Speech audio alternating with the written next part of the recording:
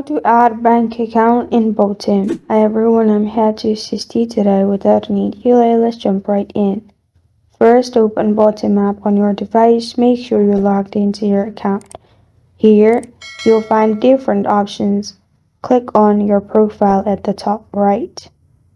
Then in your profile, you'll find Botim balance. You need to simply click on it.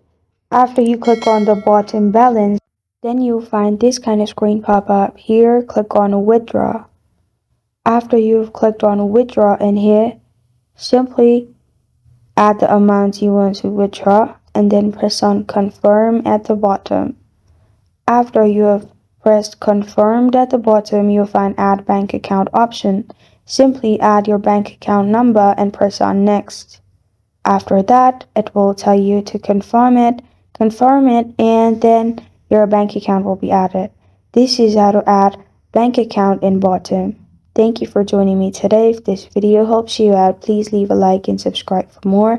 Got a question or want to suggest a topic? Comment below. Thank you for watching.